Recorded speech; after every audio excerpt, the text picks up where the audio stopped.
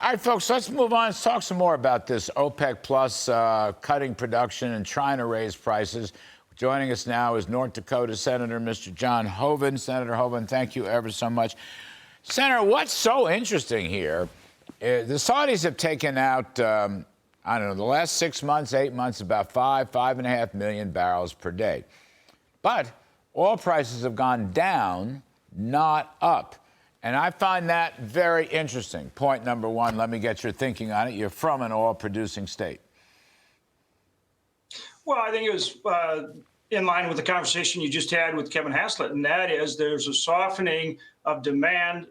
And I think the Saudis, they like to have a Brent crude price somewhere between $86 and $88 a barrel. That lines up with their domestic spending agenda. And so I think they're looking at the same things that you just got done talking about. And so that, number one, and they do this, over the long term, they're very sophisticated at doing it. And they tend to be the swing supplier in OPEC Plus. So first, it's about keeping that price higher. And I think that's number one. But I think there's some other things going on here, too, vis-a-vis their relationship with Iran and their perception of whether we're taking a strong enough position in the Middle East. Well, that's the thing. All right, stable or higher oil prices helps Iran. Why do the Saudis want to help Iran?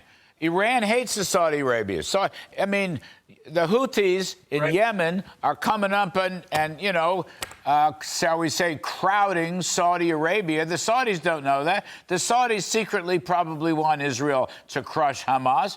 Why would they want to help? And why wouldn't Joe Biden open the spigots here at home? Why aren't we doing 15 or 16 million barrels a day? That would take out all these countries, and we would have oil dominance again. Well, you're exactly right. We're doing 13 million a day. We could be doing a lot more. It's not just an issue in the Middle East. It's an issue with Russia, right? In terms of that's where they're getting their revenue to prosecute their war against Ukraine. So you're 100% right. Energy is a huge part, not just of our national security, but of the geopolitical balance in terms of what's going on in the world. Both Russia and Iran are using it to their advantage. We're failing to do that, number one. We should be producing a lot more, as you just said. But here's the other thing.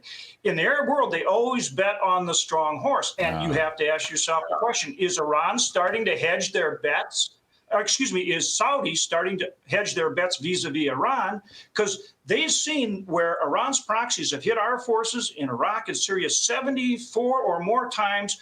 We've fired back 4 times. We need to take a tougher stance so that Saudi says, okay, the U.S. is here, they're going to take care of business and quit this kind of hedging their bets with Iran. You saw that when they normalized relations back in March, a China brokered deal, and now you've seen recent overtures from Saudi to Iran on cooperation. So again, we have to be very mindful of what's going on here. Yes, sir. Appeasement never works, as you know, Senator John Hoeven. Thank you, sir. We appreciate it. Thank you for helping us out today.